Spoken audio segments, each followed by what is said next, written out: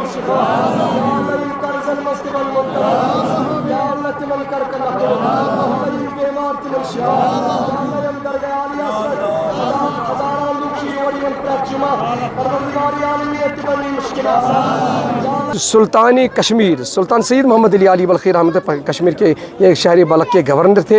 تو رسول اللہ صلی اللہ علیہ وسلم کی زیارت ہوئی خواب میں. تو حضور صلی اللہ علیہ وسلم نے ان کو فرمائی امام حسن مجتبیٰ کے خاندان سے تعلق رکھتے ہیں. تو حضور نے اہل بیت اطہار کے خاندان سے تعلق رکھتے ہیں, آل رسول کے خاندان سے تعلق رکھتے ہیں. حضور نے فرمایا صلی اللہ علیہ وسلم کو کہ اے حضرت سلطان سید محمد علی بلخی رحمۃ اللہ, آپ کشمیر میں جاؤ دینی دائی بن کر, یعنی دینی دائی بن کر کہ دینی تعلیم پھیلاؤ, ان کو کلمہ پڑھاؤ. جس وقت یہ سلطان سید محمد علی پکھر پورے میں آئے اس وقت یہاں کوئی بستی نہیں تھی, یہاں کوئی دکان نہیں تھا, یہاں کوئی مجسٹریٹ نہیں بیٹھتا تھا. یہاں بادشاہ زین العابدین کے دور میں آئے تھے, اس سے پہلے آئے تھے. لیکن سارے لوگ اس وقت حضرت سلطان سید محمد علی کی خدمت میں آئے تھے اور آتے تھے اور ان کے روحانی فیض بھی حاصل کرتے تھے. ساتھ میں الحمدللہ تعلیم بھی حاصل کرتے تھے, روحانیت بھی حاصل کرتے تھے. اور ساتھ میں جو ان کو مسائل درپیش آتے تھے اس وقت تو الحمدللہ ان مسائل کا حل بھی نکالتے تھے حضرت سلطان سید محمد علی بلخی رحمۃ اللہ. لیکن اسی لیے قرآن نے فرمایا اللہ ولی الذین آمنوا یخرجون من الظلمات الی النور. جو ولی ہوتا ہے وہ آپ کو اندھیرے سے نکال کر روشنی کی طرف دھکیلتا ہے. تو لیکن ہمیں چاہیے جو یہاں پہ الحمدللہ سلطان سید محمد علی بلخی رحمۃ اللہ کی زیارت شریف ہے تو ہزاروں لوگ آتے ہیں یہاں پہ, تو الحمدللہ یہاں روحانی فیض بھی حاصل کرتے ہیں. تو انشاءاللہ ہمیں چاہیے اولیاؤں کے تعلیمات پر عمل پیرا ہو جائے تو انشاءاللہ وہ دن دور نہیں ہے جب انشاءاللہ ہم کامیاب کی منزلوں پر انشاءاللہ. کسی عارف نے لکھا ہے کہ جب عالموں کے مجلس میں آپ جاؤ گے تو زبان کو حفاظت کرو, زبان سے جو بات نکالو گے بڑے محتاط سے نکالو. جب اولیاء کی درگاہ میں جاؤ تو دل سے حفاظت کرو, دل میں حفاظت کرو, دل سے حفاظت کرو. دل میں وہ بات من نکالو جس بات سے اللہ اور اللہ کے رسول اور ولی آپ کو ناراض ہو جائیں گے.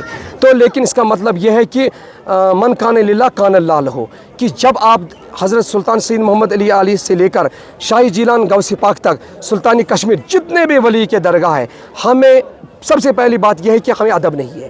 جبکہ حضرت مولانا روم رحمۃ اللہ علیہ, شمس تبریز رحمۃ اللہ علیہ کے پاس جب جاتے تو ادب سے جاتے تھے, دزانوں بیٹھتے تھے. اور الحمدللہ وہ مولانا روم رحمۃ اللہ جلال الدین رومی رحمۃ اللہ تھے, لیکن ہم تو ان کی جوتی کے نو کے برابر بھی نہیں ہے, مٹی کے برابر بھی. لیکن آج کے جو لوگ ہیں درگاہوں پہ جاتے بے ادبی جاتے ہیں, بے ادبی کے ساتھ جاتے, کوئی ڈسپلن نہیں رکھتے, کوئی ادب نہیں رکھتے. لیکن اولیاء نے ہمیں ادب ہی سکھایا, ڈسپلن سکھایا, ایک طریقہ سکھایا. کیونکہ قرآن نے اسی لیے فرمایا اہدنا الصراط المستقیم. تم اللہ کے نماز میں جب کھڑا ہو جاؤ گے تو اللہ سے کہو اہدنا الصراط المستقیم, یا اللہ ہمیں سیدھا راستہ دکھا. صراط الذین انعمت علیہم, ان کا راستہ جن پر آپ نے انعمت علیہم من النبیین والصدیقین والشہداء والصالحین, جنہوں پر آپ نے انعامات تقسیم کیے, انعامت عطا کی ہے. تو وہ یہی ولی ہے. جب ہم جاتے اولیاء کے درگاہ پہ, کسی کی درگاہ پہ بھی, لیکن ہمیں ادب نہیں ہے, احترام نہیں, اس لیے ہم خالی جاتے خالی آتے ہیں. لیکن جو عارف ہوتے ہیں, جو متقین ہوتے ہیں, جو پرہیزگزار لوگ ہوتے ہیں, وہ جاتے ہیں اولیاء پر, لیکن روحانی فیض بھی حاصل کرتے ہیں اور الحمدللہ حاجات بھی ان کا پورا ہو جاتے ہیں. اللہ تبارک و تعالی کے نبی علیہ الصلوۃ والسلام توفیل سے ان کا سارے حاجات پورا ہو جاتے. تب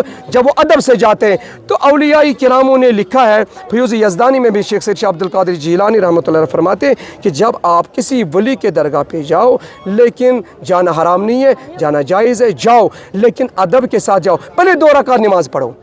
جب ہم درگاہوں پہ جاتے نماز ہی نہیں پڑھتے ہیں تو مجھے لگ رہا ہے کہ جو بھی کوئی ولی بنتا ہے وہ نمازوں سے بنتا ہے, وہ قرآن سے بنتا ہے, وہ اسوہ حسنہ سے بنتا ہے, وہ رسول اللہ صلی اللہ علیہ وسلم کے طریقات سے بنتا ہے. لیکن کوئی یہ دعویٰ نہیں کرے گا میں نماز کے بغیر, میں نمازوں کے بغیر, قرآن کے بغیر, اسوہ حسنہ کے بغیر, حضور صلی اللہ علیہ وسلم کے طریقاتوں کے بغیر میں ولایت پر پہنچاؤں, وہ تو پاسبل ہی نہیں ہے.